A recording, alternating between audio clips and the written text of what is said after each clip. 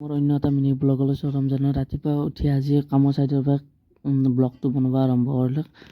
ৰাতিপুৱা আহি এখন গাড়ী গোটাই চিট এইবিলাক লগাব দিলে। তাৰপিছত এইবিলাক ছাইডবিলাক কামবিলাক খুলি থোৱা আছিল।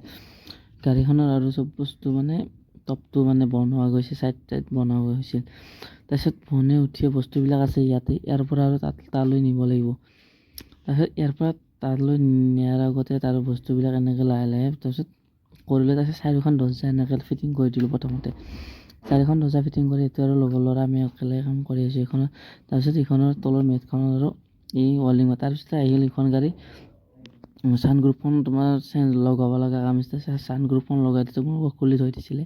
ছানগ্ৰুপখনৰ সিদিনাখনত ভিডিঅ' এটা দেখাইছিলোঁ যে ছানগ্ৰুপখন কাম কৰি তাৰপিছত চাহ আহিল। চাহটো খাই বৰ্তমান মই এনেকৈ কাম কৰি চাহটো খাই আছিলোঁ। তাৰপিছত চাহটো খোৱাৰ পিছত ৰাতিটো অলপ কাম কৰিছে, কামখিনি কৰি বস্তুবিলাক থলোঁ। বস্তুবিলাক থৈ মই আহি বৰ্তমান ৰুমলৈ আহিছোঁ।